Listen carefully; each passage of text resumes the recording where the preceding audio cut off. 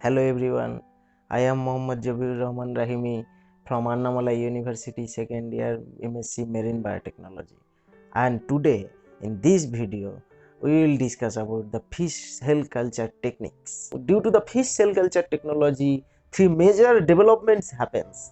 Like the first development was the use of antibiotics which inhibits the growth of contaminants, and second was the use of trypsin to remove adherent cells to subculture further from the culture vessel. Third was the use of chemically defined culture medium. Now, cell can be grown as monolayer as well as the suspension culture. Cells need a surface or substrate to adhere for proliferation. Cells that are unable to adhere to a substrate are unable to divide. That is, their growth is anchorage dependent, and the various kinds of substrate used in cell cultures like glass, plastics, metals, etc. There are 5 types of suspension culture present, like the batch culture. Their fixed medium volume as well as the cell growth medium is gradually depleted, eventually cell cease to divide. And second one is the fed batch culture, in gradually addition of fresh medium leading to an increase in culture volume in this case. And the third one is the semi-continuous batch culture, and in this case, as regular intervals, a constant fraction of cultures including cells is withdrawn and an equal volume of fresh medium is added to the culture. And the fourth one is the Parfenion culture. At a regular interval, a constant volume of spent medium without cells is withdrawn and an equal volume of fresh medium is added. And the fifth one is the continuous flow culture. In this case, continuous withdrawal of culture along with the cells and addition of equal volume of fresh medium so that the culture is maintained in a steady state. Next, the media and the supplements used in the fish cell culture.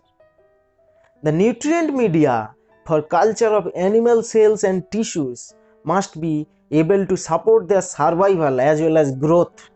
That is, it must provide the nutritional, hormonal, and stromal factors. The various types of media used for tissue culture or cell culture may be grouped into two broad categories. One is natural media and the second one is artificial media. In case of natural media, the media consists solely of naturally occurring biological fluids and are of the following three types, like coagula or clots, biological fluids, and tissue extracts. Biological fluids means the amniotic fluid, ascitic fluid, pleural fluid, aqueous humor from eye, insect hemolymph, and serum, etc. Different artificial media have been devised to serve one of the following purposes, like the immediate survival. In this case, a balanced salt solution with specified pH and osmotic pressure is used. And the second one is prolonged survival. A balanced salt solution supplemented with serum or with suitable formulation of organic compounds is used. And indefinite growth and specialized functions. Next, the basic constituents of the media. Basic constituents like inorganic salts, carbohydrates, amino acids, vitamins, fatty acids and lipids, proteins and peptides. Now, the explant culture. Explant culture is a technique used for the isolation of cells from a piece or pieces of tissue. Now, there are 3 steps are present in the explant preparation, like the preparation of donor fish is the first step, and in this case, donor fish is usually starved for 1 or 2 days to reduce the possibility of gross contamination from the feces and unconsumed feed. And during this period, fish is allowed to swim in well aerated autoclaved water for reducing the microbial load adhered on the skin and gills, then sacrificed by plunging in ice for 10 to 15 minutes. The second one is the decontamination. The decontaminating solutions including chlorine solution 500 ppm, 70% ethanol, iodophore solution, 0.5 weight by volume iodine, etc. are used. Strong disinfectants are avoided because they damage the tissue. The third step is dissection or desegregation.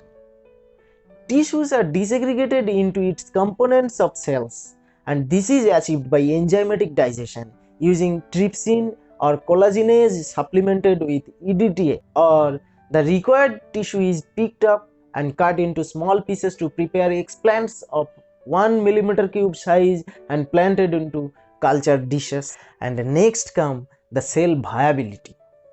Cell viability is determined by staining the cells with trypan blue. As trypan blue dye is permeable to non-viable cells or dead cells, whereas it is impermeable to viable cells. The cells are stained with trypan blue and loaded to hemocytometer, and calculation of percentage of viable cells is done. And here comes the formula of percentage of viable cells, that is percentage of viable cells equal to the number of unstained cells into 100 divided by total number of cells. Then comes the contaminants of cell culture. Cell culture contaminants are two types: chemical and biological. Chemical contaminants are difficult to detect, and this is caused by the endotoxins, plasticizers, metal ions, or traces of disinfectants that are invisible. And biological contaminants causes visible effects on the culture. They are mycoplasma, yeast, bacteria, or fungus, or also from the cross contamination of cells from other cell lines. Now, the applications of fish cell culture. The fish cell culture is used to investigate the moral physiology or biochemistry of cells, for instance, studies of cell metabolism, and to test the effect of various chemical compounds or drugs on specific cell types, and to study the subsequential or parallel combination of various cell types to generate artificial tissues. Therapeutic proteins can be synthesized in large quantities by growing genetically engineered cells in large scale cultures, and there are also so many applications are present for fish cell culture.